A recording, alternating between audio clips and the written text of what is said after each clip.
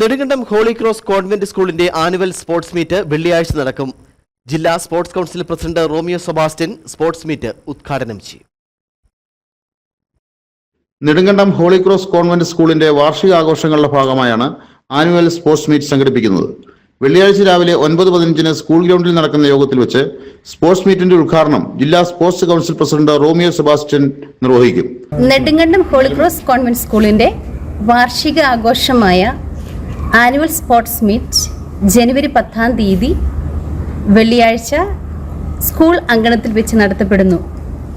ഈ പരിപാടി ഉദ്ഘാടനം ചെയ്യുന്നതിനായി ഇവിടെ എത്തിച്ചേരുന്നത് ഡിസ്ട്രിക്ട് സ്പോർട്സ് കൗൺസിൽ പ്രസിഡന്റായ മിസ്റ്റർ റോമിയോ സെബാസ്റ്റ്യൻ ആണ്. നമ്മുടെ കുട്ടികളുടെ വർണ്ണശബളമായ ഈ പ്രോഗ്രാം ആസ്വദിക്കുന്നതിനായി നിങ്ങളെ എല്ലാവരെയും ഒത്തിരി സ്നേഹത്തോടെ നമ്മുടെ സ്കൂൾ അങ്കണത്തിലേക്ക് സ്വാഗതം ചെയ്യുന്നു.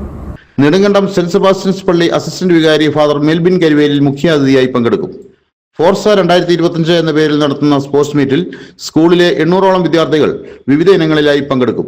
സ്പോർട്സ് മീറ്റിന്റെ ഭാഗമായി ബാൻഡ് ഡിസ്പ്ലേ, കരാട്ടെ, സ്കേറ്റിംഗ്, നൃത്തരൂപങ്ങൾ തുടങ്ങി വർണ്ണാഭമായ പരിപാടികളാണ് സ്കൂളിൽ ഒരുക്കിയിട്ടുള്ളതെന്ന് principal sister Justina, manager sister Leena, sister Rani, sister Lily, sister Jisha, PTA president Shaiby Payikkattu, Eunice Siddique എന്നിവർ പറഞ്ഞു.